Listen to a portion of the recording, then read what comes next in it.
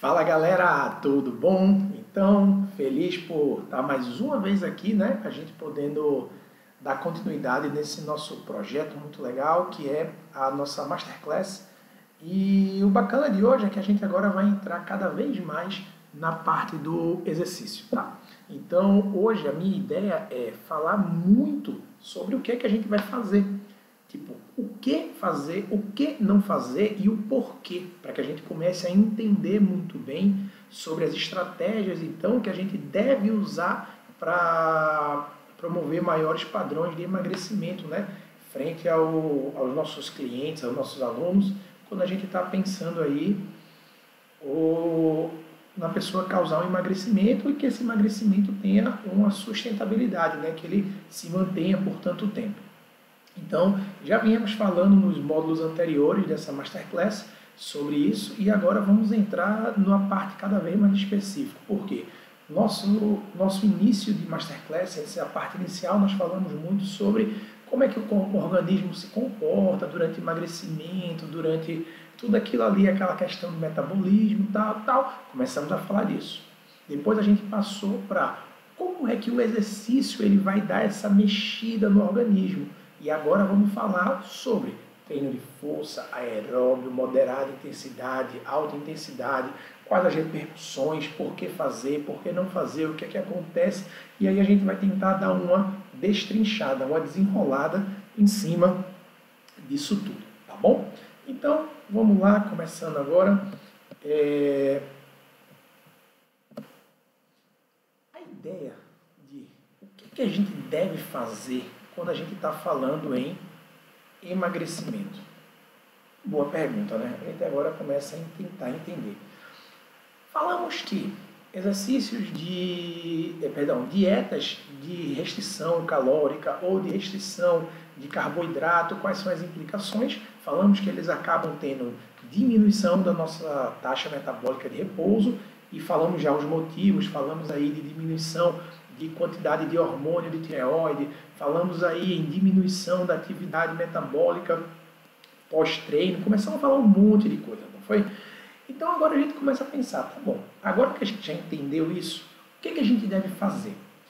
Eu vou focar hoje mais falar de exercício. Então a ideia é que esse papel do exercício, como ele vai realmente melhorar e como que a gente pode levar isso para um bom caminho para trazer essas repercussões positivas. Então, eu começo a perguntar de novo aqui dessa que a gente já vinha falando. Será que apenas treinar, é segredo do sucesso no emagrecimento? E vou além. Vamos primeiro falar dividido, vamos falar de exercício de força.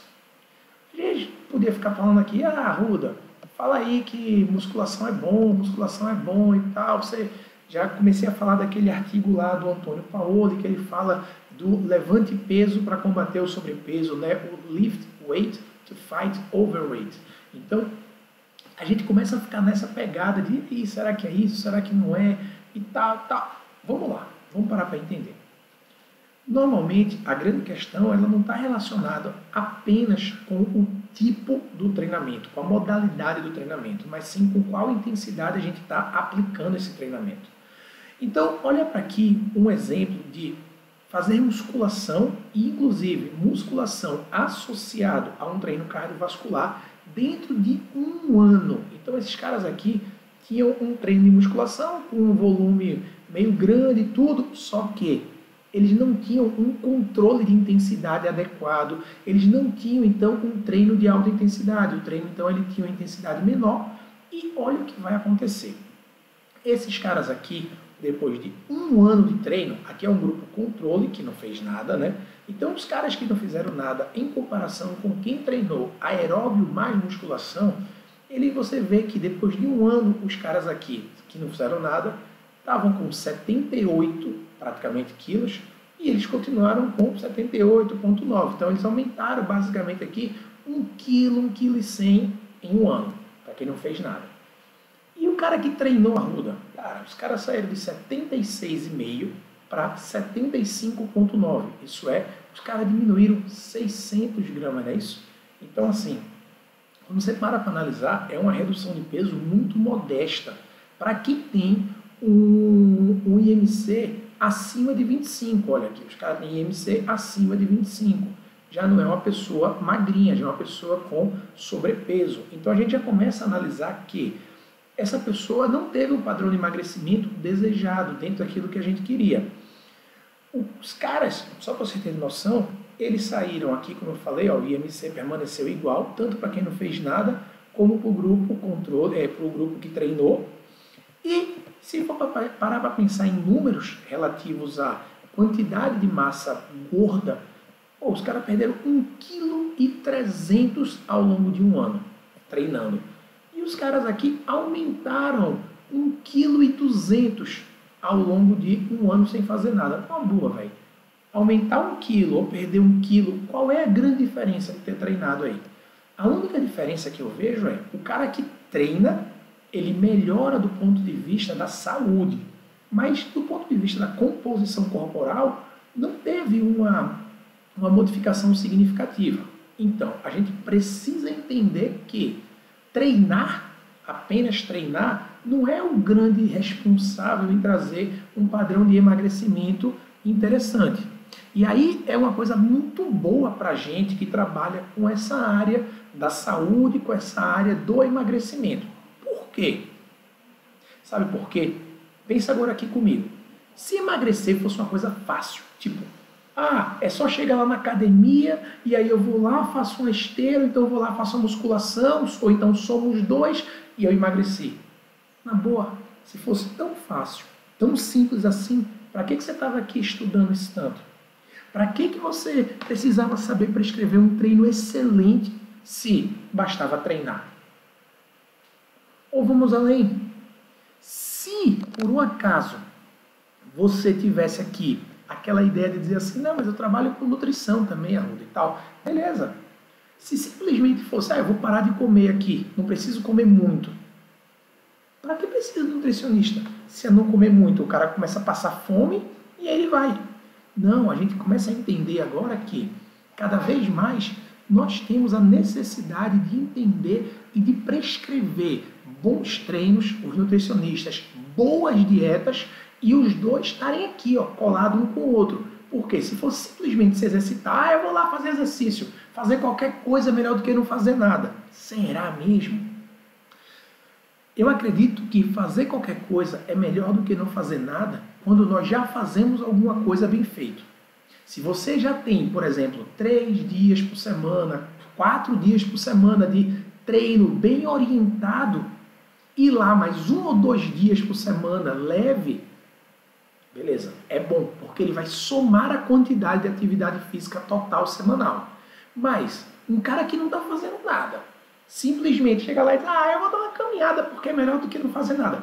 Para emagrecimento, eu não vejo que é melhor, não. Cara, muito pelo contrário, pode ser que não seja nem um pouco melhor, nem pior, ele vai ser igual. Então a gente começa a ter algumas análises de dizer o seguinte, essa é a prova de que você precisa prescrever muito bem, que não é questão de, é musculação. Não, é questão de musculação mal feito. É tipo assim, é muito comum acreditar que é simplesmente se mover, ou mais ainda, é muito comum a pessoa dizer assim, mas a musculação é porque aumenta o metabolismo. Eu pergunto, por quê? Porque aumentou a massa muscular. Será? O cara aqui em um ano aumentou meio quilo de massa muscular, ou menos até. Aí eu pergunto, isso é aumentar? Será que isso de fato trouxe um grande incremento de taxa metabólica para esse cara? Porque esse cara aqui perdeu 200 gramas, velho. Se você olhar aqui, esse cara perdeu 200 gramas de massa muscular sem fazer nada. O outro ganhou meio quilo. Numa boa, qual é a grande diferença? Será que a taxa metabólica desses caras vão mudar um absurdo? Tem que fazer bem feito. E aí entra muito aquela ideia de fazer qualquer coisa, aí eu vou me movimentar, e aí, como eu coloquei, os caras, eu botei na aula passada, terminei falando exatamente sobre isso. Os caras falam que é muito comum quem quer emagrecer e fazer caminhada, e fazer ciclismo, a ideia é fazer treino aeróbio. Então começa aquela ideia de, será que aeróbio é realmente o segredo do sucesso? Quando eu começo a aumentar a atividade aeróbia, lembrar que todo treino é aeróbio. Eu estou falando em aeróbio, um treino de leve a moderada intensidade de longa duração. Então, esse é aquele treino bem característico que a gente chama de, eu vou fazer um treino aeróbio.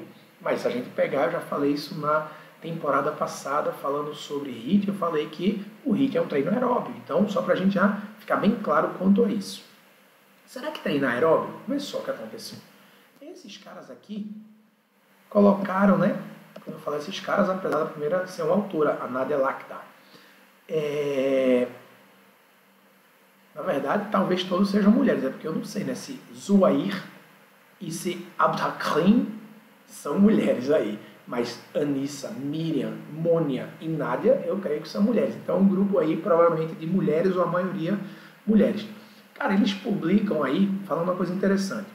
São 6 meses apenas treinando aeróbio ou combinando com dieta. Aí você vai falar assim, beleza, Arruda, como é que era? Os caras pegaram 2 grupos. Um grupo, o cara pegou e fez somente treino aeróbio. No outro fez treino aeróbio mais dieta. E como que era o treino aeróbio? Muito simples. No primeiro mês, 1 a 4 semanas, era 30 minutos, beleza? E eles começaram com a frequência cardíaca máxima de 55%, né, da prevista. Beleza? Show de bola. E aí eles foram aumentando a duração do exercício e a intensidade do exercício. Os caras aqui, ó, depois já chegaram a treinar com 45 minutos, com 80% da frequência cardíaca máxima. Então você vê que não era um treino tão leve. Então eles foram progressivos, saíram de 55 até chegar em 80, saíram de 30 minutos e foram para 45. Eles aumentaram então aí aproximadamente 50% do volume de treino, né? Fazendo isso 3 vezes por semana. E eles aumentaram aí, galera, em mais de 30% a intensidade do exercício, né? 55 dá, quase 50%, mais de 50%. Então, aumentaram bem a intensidade e o volume de treino. Aí você fala, tá, e daí? Bom, como eu estou muito feio, vou colocar aqui para cima, se cortar um pouquinho na minha cabeça, não dá nada. Tá bom? Então vamos lá. O que é que aconteceu? Véi, os caras viram que quem treinou, simplesmente treinou, depois de 6 meses, ó, saíram aqui de 87 para 82,8. Estamos falando aí em aproximadamente 3,2 kg, né, de perda de peso. 6 meses, perder aí 3 quilos, 3,5 kg, não parece ser grande coisa.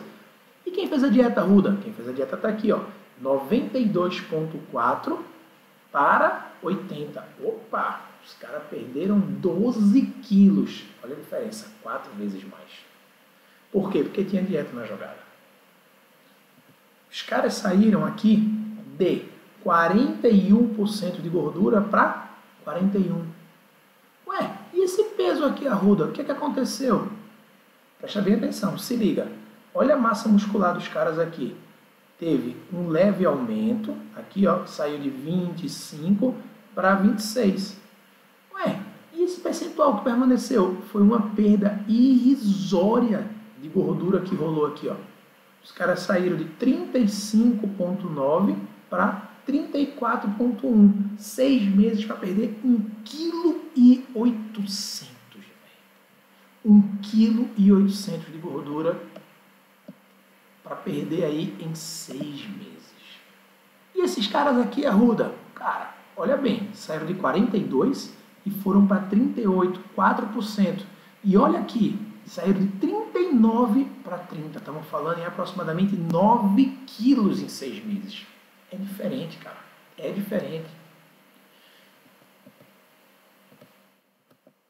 E massa muscular, os caras aqui saíram de 25 para 27. Então, também teve um ligeiro aumento, mesmo com treino e dieta.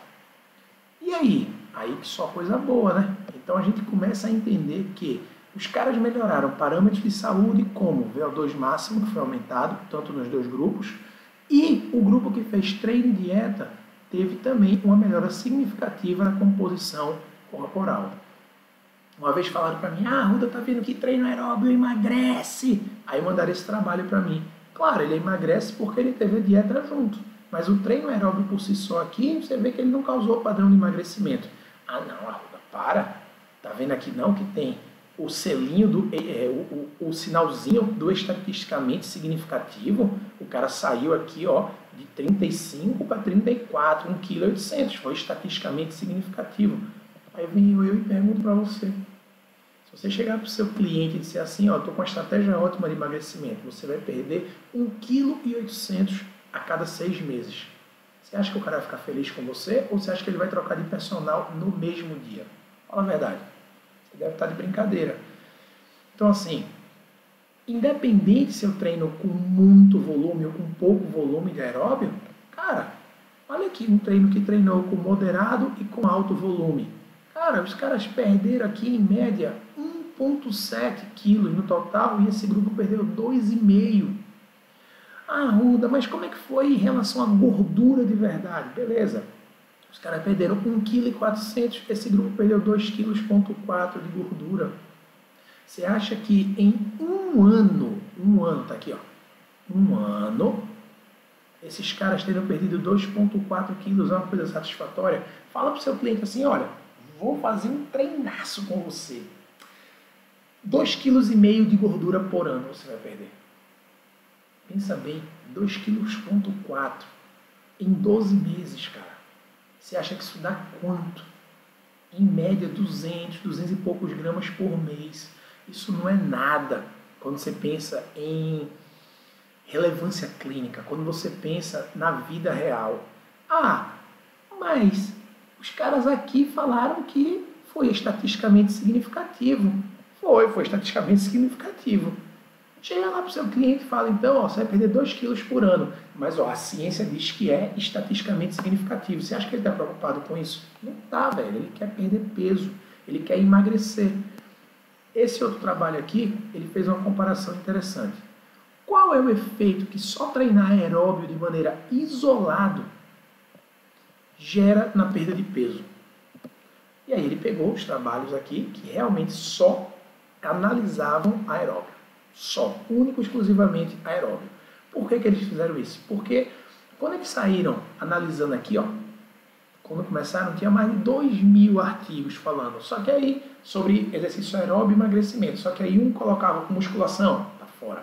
O outro colocava com algum tipo de suplemento, tá fora. O outro com algum tipo de droga, né, como um remédio, tô fora.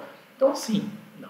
Tinha que ter somente o aeróbio como fonte de emagrecimento. E no final, cara, os caras viram o seguinte, deixa eu botar aqui assim no cantinho. Quem faz somente aeróbio, em média, perde por ano 1,7 kg. Em 6 meses, a média de perda de peso é de 1,6 kg. Está completamente dentro do que eu acabei de mostrar. Aí eu fico pensando, caraca, velho, será que a gente não entendeu que não é aeróbio, que não é musculação, mas sim como a gente mexe com isso aí?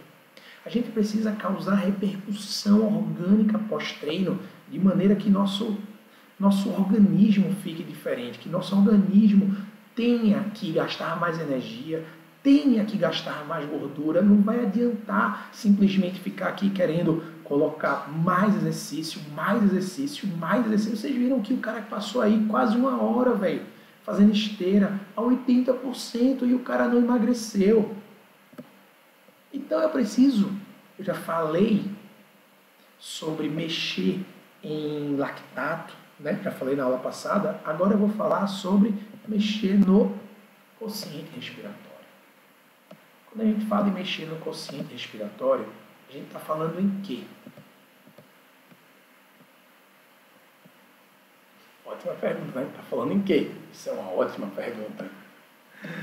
Vamos lá. O quociente respiratório é a relação que a gente tem da expiração de CO2 pela inspiração de oxigênio. Isso dentro de uma calorimetria indireta, isso é, análise de gases que a gente faz, a gente consegue identificar tanto o quanto de calorias que a gente está gastando, quanto a relação entre proteína, em carboidrato e lipídios que está sendo utilizado naquele momento, seja antes do treino, depois do treino, durante o treino e por aí vai. Arruda, e aí, como é que é isso? É o seguinte, em geral, os marcadores aqui para entender são a glicose, para o carboidrato, e o ácido palmítico, né, que é uma gordura aqui para os ácidos graxos. O que é que o cara viu, então? Que toda vez que eu estiver falando de um quociente respiratório alto, isso é, próximo de 1, cadê aqui, ó? Próximo de 1, eu estou falando em uma utilização naquele momento maior de carboidrato. Se eu estiver falando de um quociente respiratório mais baixo, eu estou falando em quocientes próximos de 0,7, que equivale a uma utilização de gordura muito mais pronunciada, Então, assim, se eu falo quociente baixo, é próximo de 0,7 e eu estou falando de gordura. Se eu falo quociente respiratório alto, próximo de 1, eu estou falando de utilização de carboidrato, ok? De onde veio isso, Arruda? Simples. Se a gente for fazer um balanceamento químico aqui, você vai ver que todo substrato energético que é oxidado, ele precisa de oxigênio, ok? Então, esse cara aqui, o que é que acontece? Ele vai precisar fazer o seguinte, se aqui eu tenho 6, né? Então, quando eu falo em oxidar, é terminar ele em CO2 e água. Então, o que é que acontece? Se eu tenho 6 aqui, 6 carbonos, eu preciso colocar 6 aqui. Então, ele vai ter 6 carbonos, tá ok? Se esse cara aqui tem 12, esse aqui tem nada ainda. Então, eu preciso colocar 6 aqui, porque 6 vezes 2 vai dar 12. Lembra, eu falei oxidado, oxigênio. Então, vamos contar. Se agora aqui eu tenho 6 vezes 2 aqui, oxigênio, 12. 12 mais 6. Por que 6? Porque aqui esse oxigênio só tem 1. Esse oxigênio aqui, ele não tem o 2 aqui embaixo. Confere? Então, ó, 6 vezes 2, 12. 12 mais 6, 18. Beleza? Então, 18. Só que aqui eu tenho quantos? 6.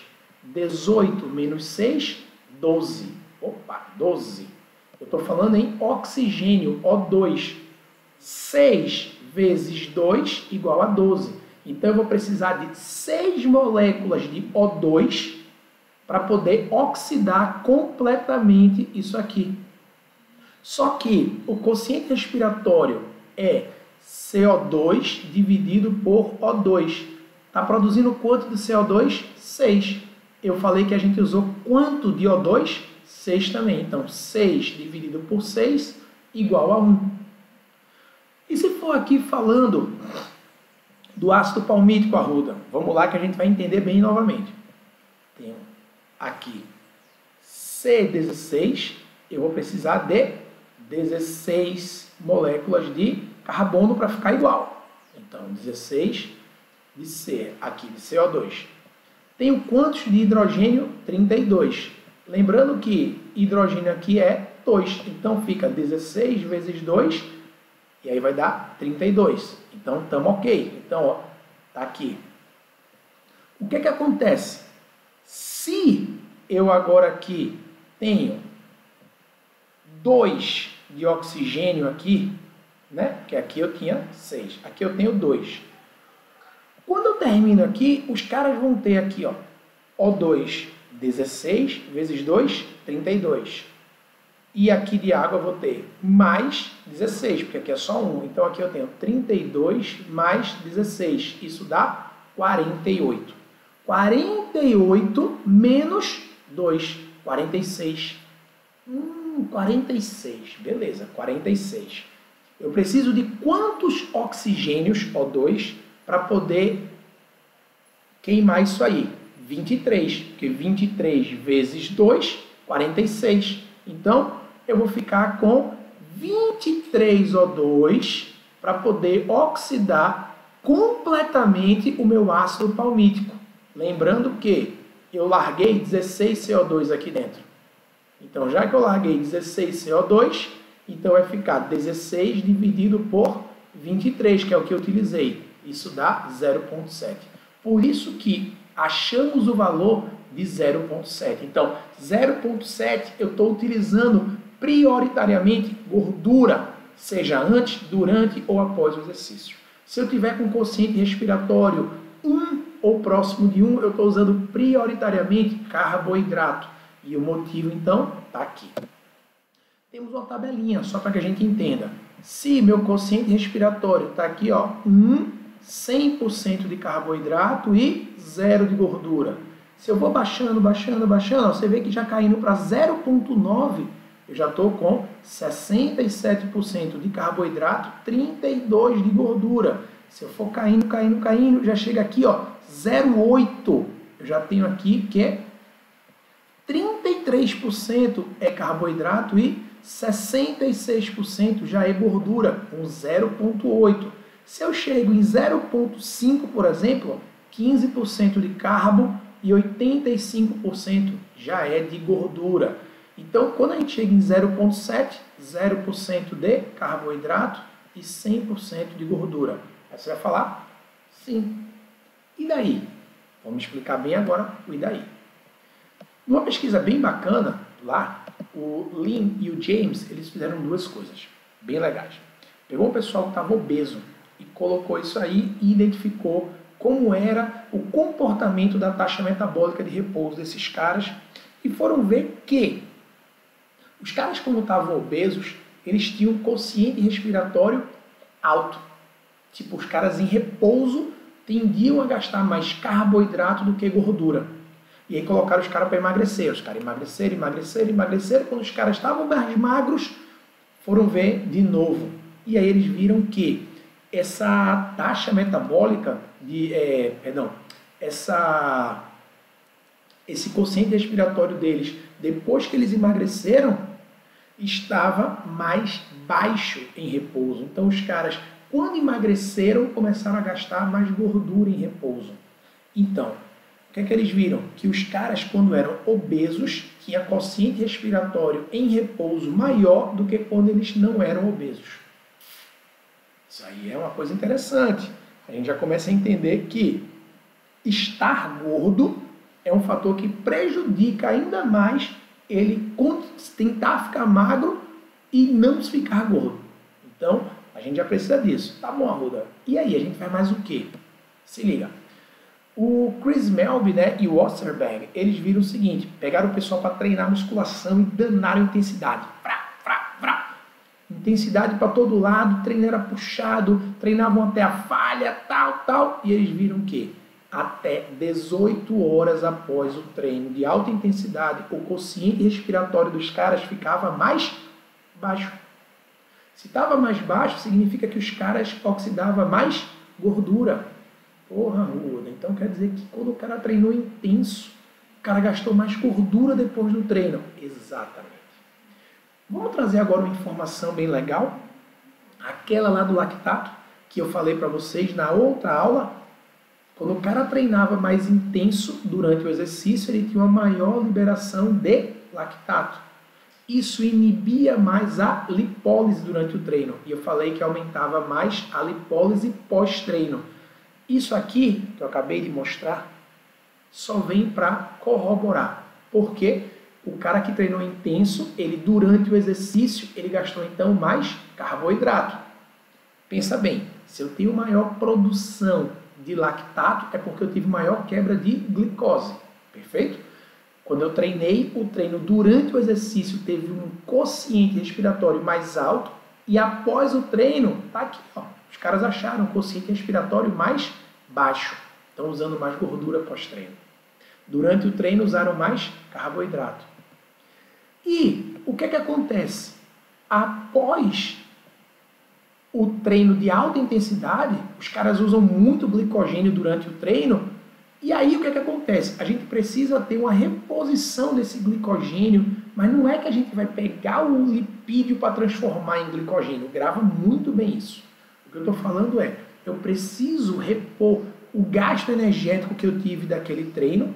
Como eu tenho menos glicogênio disponível, como eu utilizei mais glicogênio, meu corpo vai preferir utilizar aquilo que eu não usei tanto, que é gordura. Então o cara começa a usar mais gordura depois do treino. E aí, só para vocês terem noção, esse trabalho aqui, né, da Bent 15 e o Eric Richer, eles fizeram isso, colocou 8 pessoas muito atléticos para treinar e falaram assim, ó, vamos detonar o glicogênio dessa galera. Colocaram para treinar 20 minutos a 75% do VO2 máximo, os caras... Aí disseram, agora é o seguinte, velho, quebra o pau, vamos fazer um treino HIIT longo, tá vendo aqui, ó, 2 por 2 minutos, né, trabalhando com 90% e 50% do VO2 máximo até exaustão. Em média deu 1 hora de treino. Aí você olha, beleza, os caras passaram quase 1 hora de treino, e aí o que aconteceu? Aconteceu o seguinte, aqui é a gordura antes e depois do treino, quer dizer que o treino não teve um gasto de gordura significativo.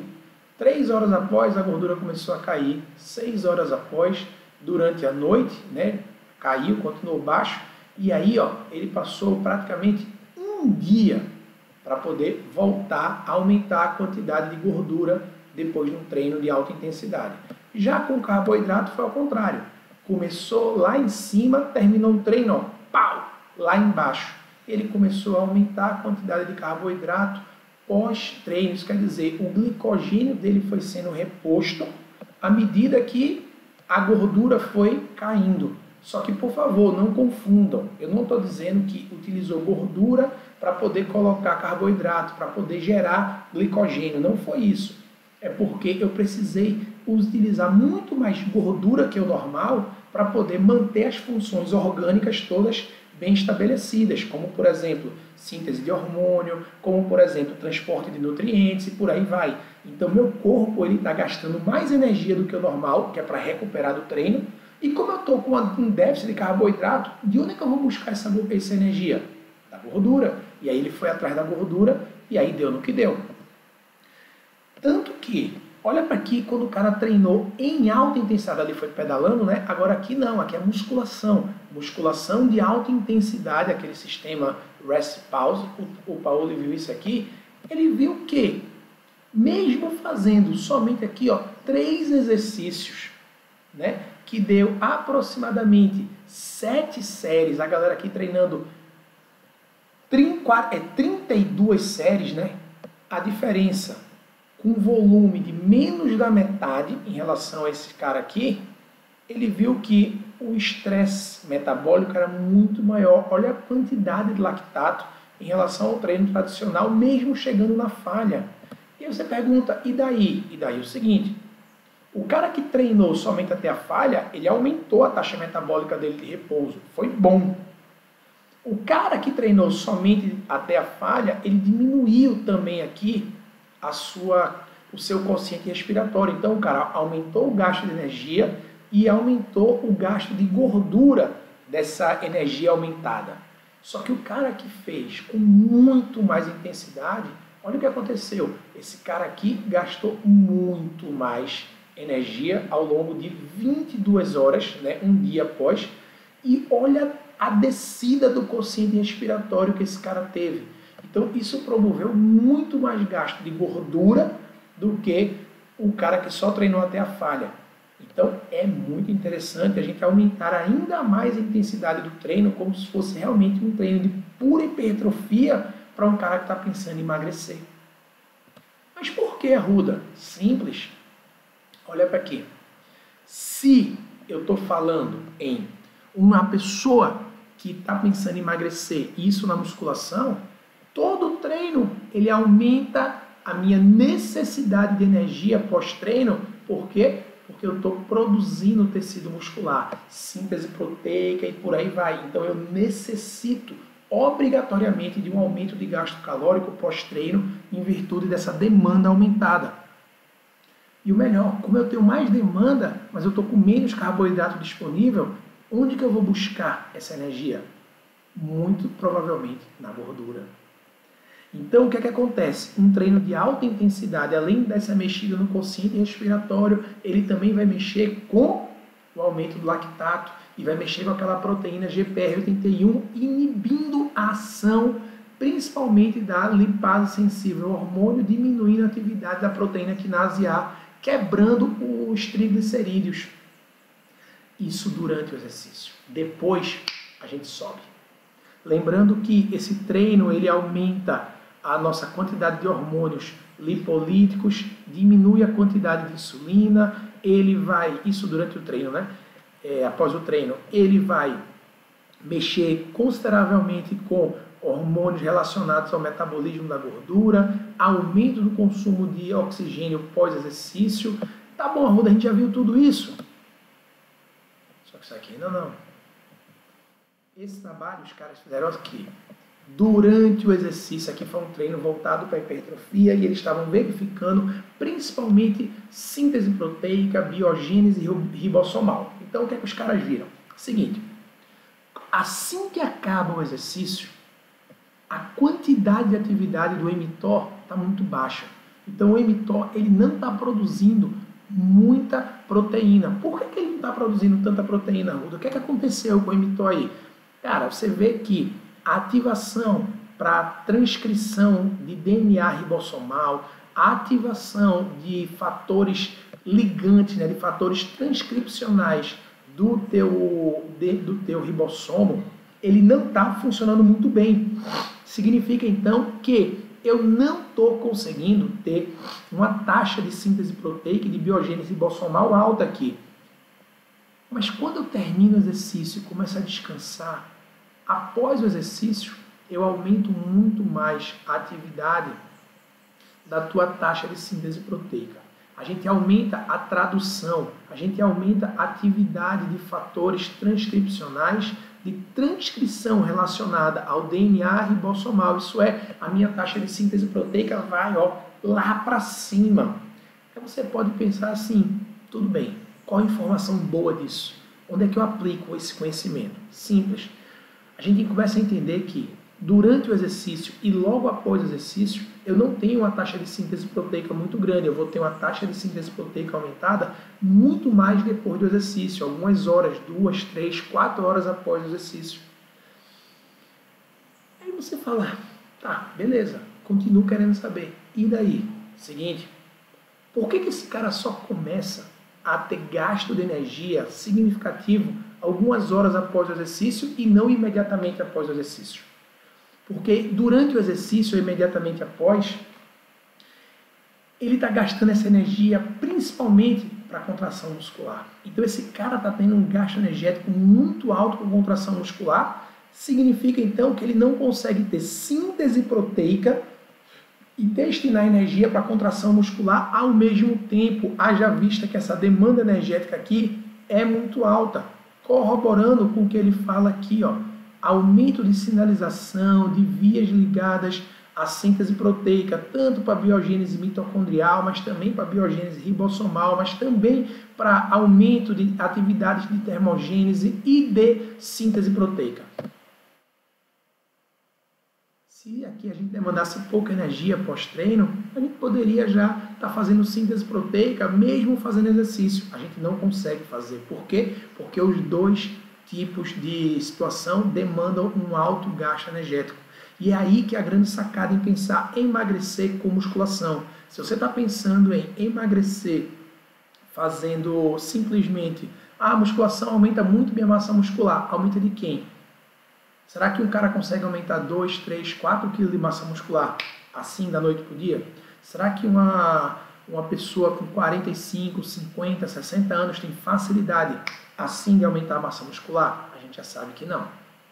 Então a pessoa tendo essa dificuldade de aumentar a massa muscular, em tese a taxa metabólica de repouso dele não aumenta tanto. Então eu preciso fazer o quê para aumentar a taxa metabólica de repouso? Deixar o músculo metabolicamente ativo. Agora sim, esse cara vai poder usufruir de um padrão de emagrecimento em virtude de uma taxa metabólica mais elevada. Então eu preciso fazer meu músculo tentar se recuperar de uma demanda muito alta. Por isso que eu volto a falar. Um treino de musculação de demanda baixa, ele é tão inócuo, isso é, ele é tão pouco responsivo quanto um treino de caminhada leve, não é? Também é pouco responsivo. Eu preciso, então, gerar intensidade nesse treino. E aí, quando eu falo intensidade, eu posso estar falando em aumento de intensidade vinculado a um pedal, a uma corrida, a um transporte ou mesmo na musculação. Esse bloqueio ele acontece principalmente porque o nosso AMPK, o grande sensor de energia aqui, ele sentindo que nossos níveis energéticos estão baixos, vai dizer, cara, não tem como eu ficar liberando energia para esse cara produzir proteína se eu estou com energia baixa para contração muscular. Então, eu preciso voltar a ter uma boa quantidade de glicogênio, de ATP disponível, eu estar com boas relações energéticas para dizer assim agora, beleza, pode fazer síntese proteica. E aí o AMPK, assim que percebe isso, ele é um grande sensor energético, um regulador, né, da homeostase energética do nosso organismo. Quando ele fala isso, ele diz assim, agora sim, pode ir lá e fazer síntese proteica. Pode ativar o mTOR complexo 1 para ter síntese proteína, porque agora você pode gastar energia novamente. Tanto que o AMPK ele está totalmente relacionado a todos os papéis de oxidação e de síntese de lipídios, de biogênese mitocondrial, de sensibilidade à insulina, de captação de glicose na corrente sanguínea. Então, ele tem sim um papel fundamental em toda a relação energética do nosso organismo. Tanto que, quando a gente faz um treino que gasta muita energia, como, por exemplo, um treino cardiovascular aqui, lembrar que esse cara ele tem uma grande possibilidade de diminuir muito o nosso glicogênio e de aumentar muito o nosso AMP. Por quê? Porque eu tenho muita quebra de ATP, muita quebra de ADP até formar AMP. Então, esse cara aqui ele vai começar a entender que quanto mais eu gasto isso, mais eu vou ativar o meu AMPK.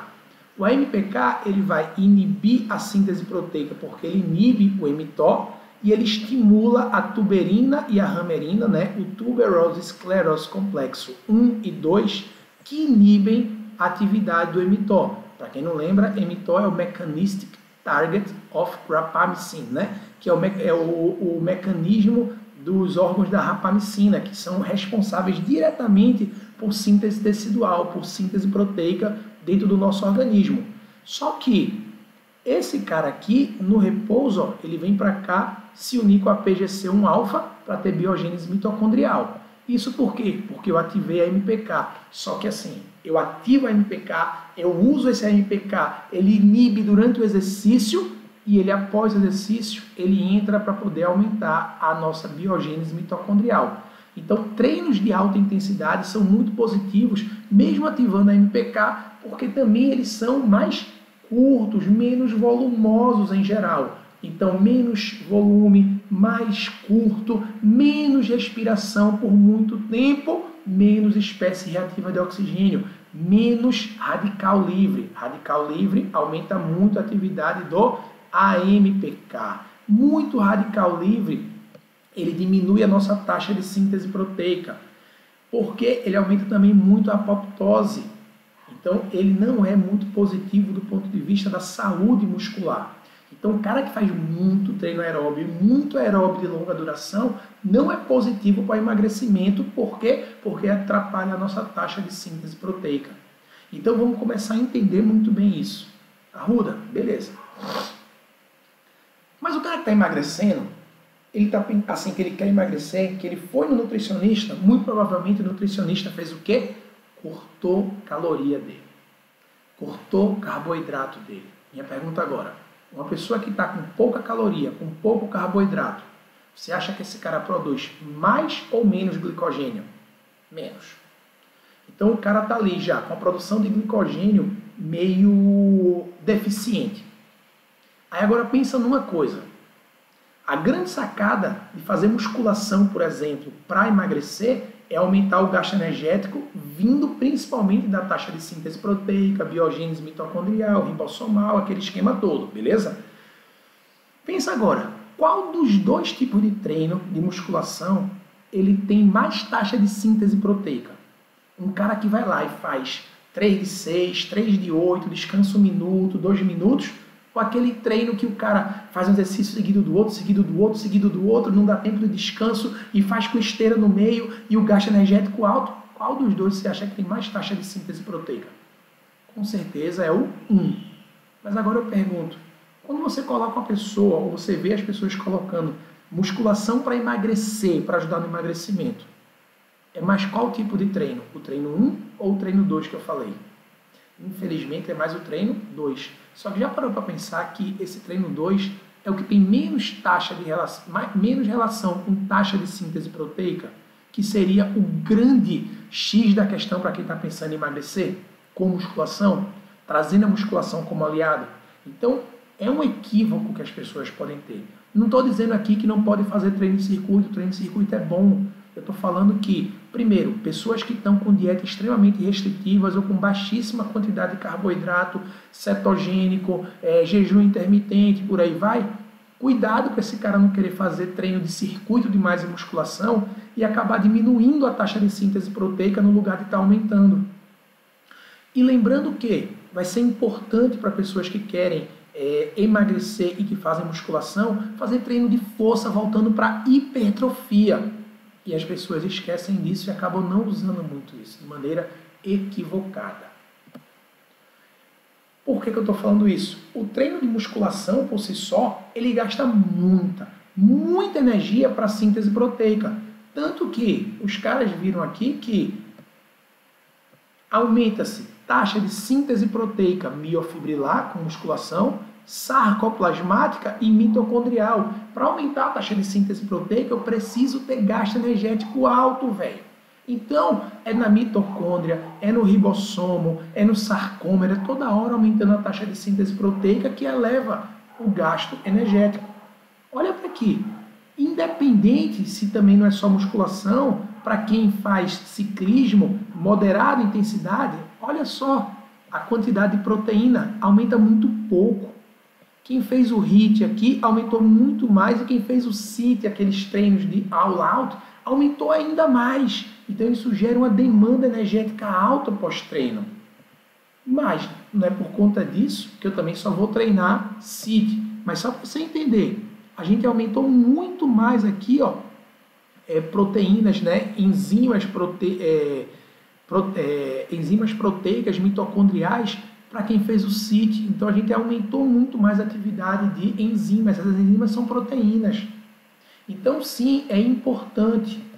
Mas é também importante fazer treino aeróbico, como eu falei, de moderada intensidade. Por quê? Porque aqui eu aumento o tamanho da minha mitocôndria, a elongation dela.